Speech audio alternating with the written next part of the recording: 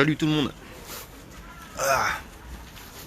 Bon ici je sais pas comment c'est chez vous, mais ici à Berlin il fait froid et il fait moche. Je vous laisse voir le ciel, il est pas très clair. Bref, je vais attendre que les connexions se fassent. Je vais attendre que les partages se fassent. Et que... Attendez, je vais couper les notifs. Hop. Salut Rémi et bon anniversaire à toi. Je sais pas si t'as vu mon message, mais c'est pas donné à tout le monde de fêter ses 29 ans accroché à un tracteur sur les voies rapides à côté de Paris. Salut Thomas, salut tout le monde. Salut Diego. Alors Diego, c'est le gars qui travaille avec moi et qui est caméraman.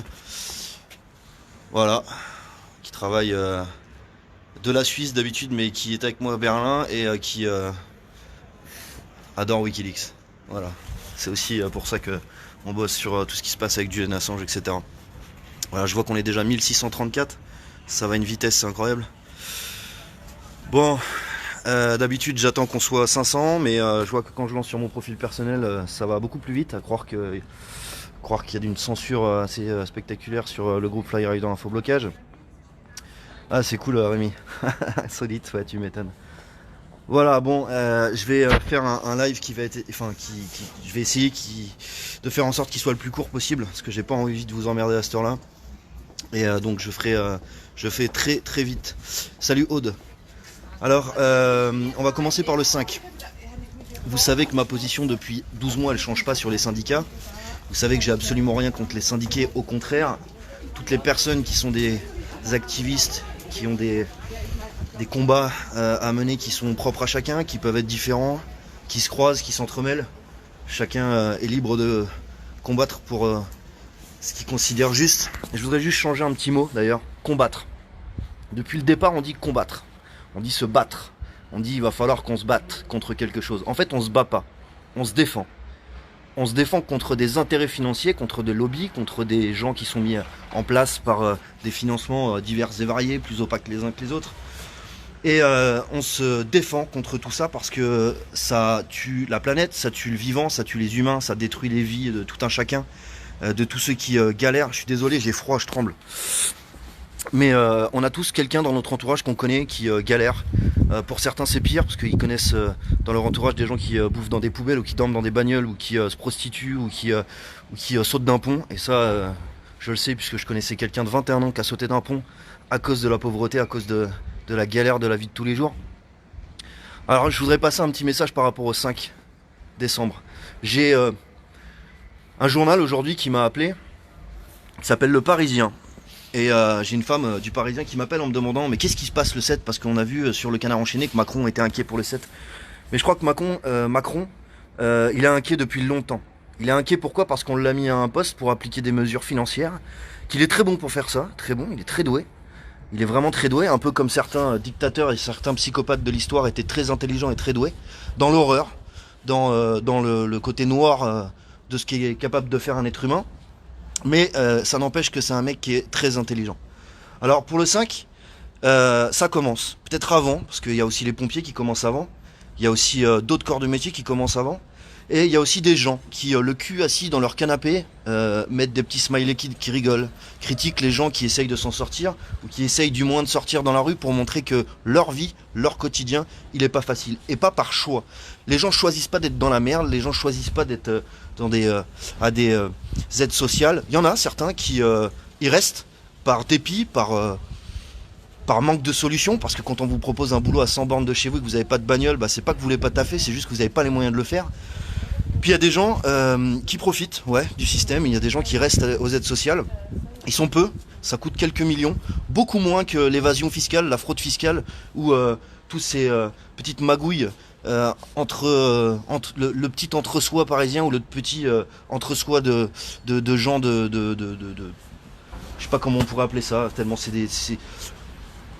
j'arrive pas à comprendre comment des gens peuvent encore défendre la politique. Après, chacun a ses idées. Je viendrai sur la deuxième partie. François Ruffin. Quand je me suis, on va dire, impliqué dans ce mouvement, j'ai été très clair. Pour moi, tous les politiciens sont véreux. Absolument tous. Pourquoi? Parce que, comme par exemple François Ruffin, On l'entend discuter avec une personne qui se trouve être Emmanuel Macron. Alors oui, c'était en 2016, oui, c'était pas en 2019, oui, c'est vrai. Oui, on l'entend non pas négocier, mais essayer de faire en sorte de faire un coup médiatique. Alors peut-être que c'était pour faire les choses bien, peut-être pas. Le fond de l'histoire, je le connais pas. Seul truc qui m'emmerde en fait dans tout l'enregistrement que j'ai entendu, c'est à la fin quand il dit on sort et on fait semblant de s'être engueulé.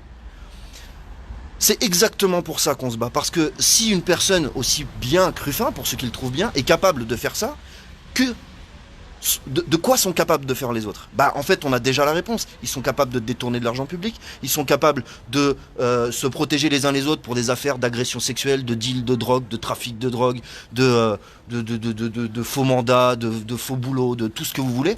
Et ces mecs-là violent nos institutions, détournent la loi et tuent des gens, bordel de merde. Il y a des gens qui meurent tous les jours, que ce soit dans n'importe quel corps de métier, qu'ils soient valides ou pas valides, que ce soit des hommes, des femmes, des enfants, tous les jours il y a des gens qui meurent.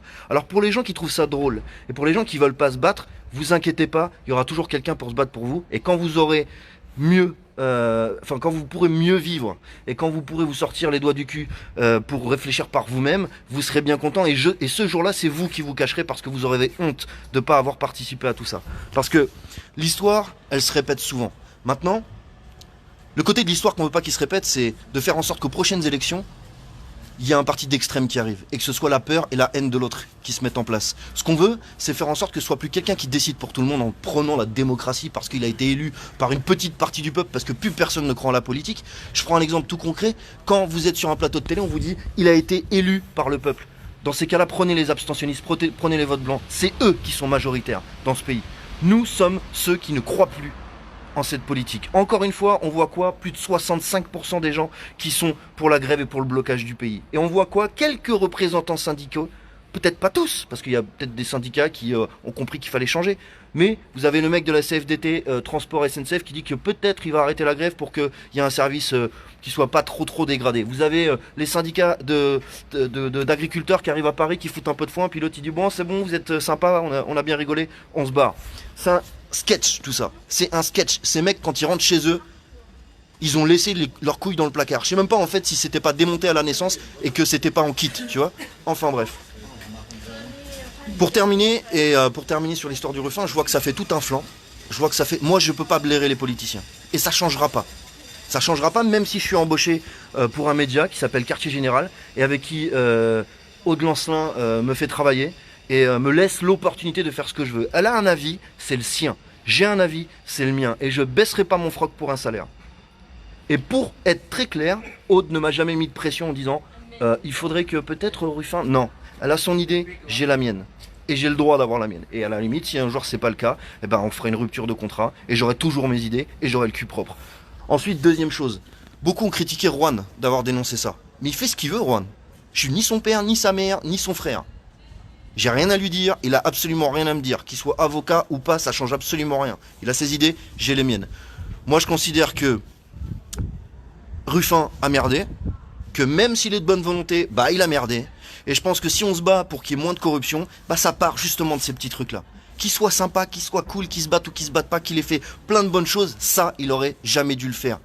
Négocier avec un mec qui était pas encore président pour dire on sort, on fait semblant qu'on s'engueule et puis on va voir, même si c'est pour de bonnes choses, il aurait dû être clair et transparent en sortant en disant bah voilà, ce mec là il veut négocier, moi je suis pas d'accord, je veux que les gens s'en sortent et je suis pas le genre de personne à négocier avec un mec comme ça pour que ce soit médiatisé. Il aurait été clair, ça aurait été encore mieux pour lui et ça aurait été médiatisé. Tout pareil. Donc je changerai pas d'avis, je changerai pas de position, pour moi tous les politiques sont véreux.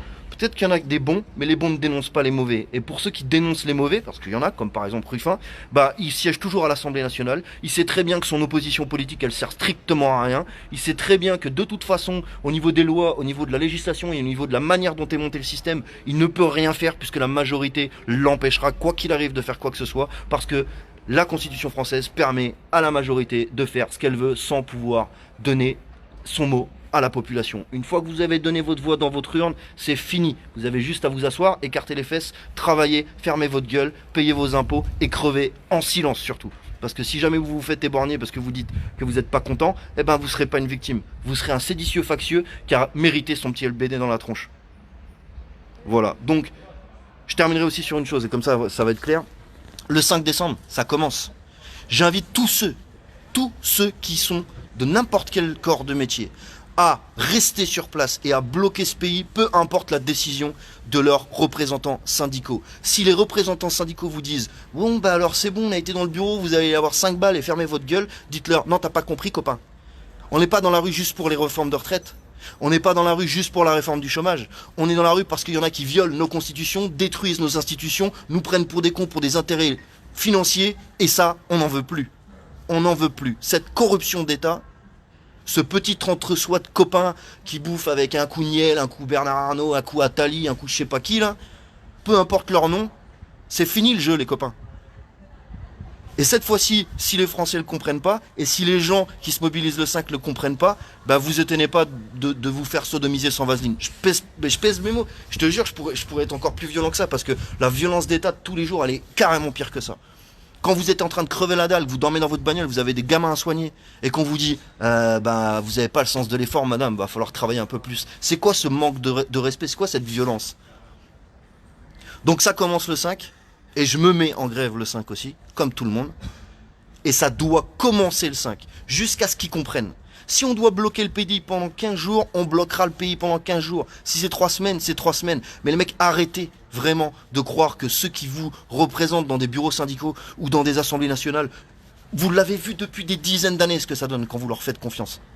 Vous l'avez vu depuis des dizaines d'années. Et vous avez vu que quand vous n'êtes pas d'accord et quand vous commencez à expliquer le système tel qu'il est, on vous critique, on vous défonce, on essaye de vous détruire, on essaye de vous faire passer pour complotiste, pour terroriste, pour séditieux. Moi, je veux rien casser, moi. Je veux rien casser, à part leur système qui détruit tout. En gros, moi, je veux construire. Et je veux me défendre. Parce que j'en ai marre de me faire agresser tous les jours par un système de merde qui détruit la vie de milliers de personnes et de millions et de milliards de personnes à travers le monde. Pour des copinages, vas-y je te donne 5 milliards, j'en ai perdu 3, j'ai oublié de déclarer 3 maisons, putain le yacht était pas... Ah mais oui c'est mon yacht, désolé, je savais plus. Voilà, quand toi tu perds 10 balles et que t'as fait un peu de blague pour remplir ton frigo, il y a le fisc qui est prêt à limite regarder ce que tu fais sur Facebook pour voir si tu t'es pas acheté des petites boucles d'oreilles pour ta femme alors que t'étais au RSA, tu vois. Ces mecs iront jusqu'au bout pour détruire des vies. Et pour justifier ça, je suis ici à Berlin pour essayer... J'ai fait une interview d'une personne qui s'appelle Jacob Appelbaum. Il y a un reportage qui sortira dimanche soir où justement je vais essayer de faire comprendre aux gens à quel point ce que vous pouvez croire qui se passe dans les films, entre les services secrets qui espionnent tout le monde, entre les politiques qui se magouillent à faire des guerres, à financer des médocs quand c'est pas des bombes, eh ben j'espère que vous comprendrez, parce qu'il y a des gens qui se battent, comme Julian Assange qui est en prison aujourd'hui, comme Edward Snowden qui est en Russie, extradé en Russie, enfin pas extradé en Russie, qui a l'asile politique en Russie, comme Chelsea Manning, comme Jacob Appelbaum, comme plein de personnes comme ça qui eux ont mis leur vie de côté en portant leurs couilles et en assumant de parler. Et le seul défaut, la seule critique qu'on peut leur faire, c'est d'avoir essayé de diffuser les informations dans un intérêt collectif. Savoir, c'est pouvoir changer les choses. On est fort que quand on est nombreux et quand on veut changer les choses. Tout seul, on fait rien. Tout seul, on fait rien. Donc comment un représentant, qu'il soit syndical ou politique, peut faire quelque chose tout seul? Il peut rien changer tout seul. On doit le faire tous ensemble. Peu importe d'où on vient, peu importe notre couleur de peau, peu importe notre origine. Vous voulez que ça change? Bah ça commence le 5. Si après vous faites rien, bah tout seul les gars, on fera rien. Voilà. Je vous souhaite une bonne soirée. Je vous dis bon courage. Il faut de la détermination, parce que eux, c'est plus de la détermination, c'est de l'acharnement qu'ils ont. C'est de la haine et de la rage.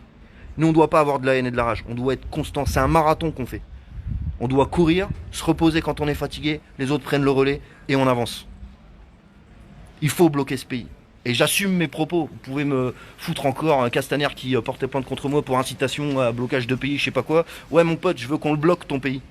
Mon pays, notre pays. Je veux que tu arrêtes de le violer et je veux que tu arrêtes de tabasser ta population et de la défoncer à coups d'armes chimiques, à coups d'armes de guerre, financées un peu à droite à gauche. Ça y est, il y a un nouveau marché de LBD, on va pouvoir enlever des yeux à tout le monde. Tu peux nous enlever un œil ou 2 yeux. C'est dans le cerveau que ça se passe, on continuera à voir ce qui se passe. Bref, je vous souhaite une bonne soirée, un bon courage, restez déterminés, ne lâchez rien et surtout, changez bien les mots. Parce que se défendre, c'est beaucoup plus concret que attaquer. Et nous, à la base, on est pacifique. Eux sont violents. Eux, c'est une violence de tous les jours, financière et psychologique. Et maintenant physique, depuis de trop nombreuses années. Je vous souhaite une bonne soirée, je vous dis bon courage, on était plus de 3000. J'espère que dans les rues, on sera des milliers, voire des millions. Bonne soirée à vous, bon courage et à bientôt. Ciao, ciao.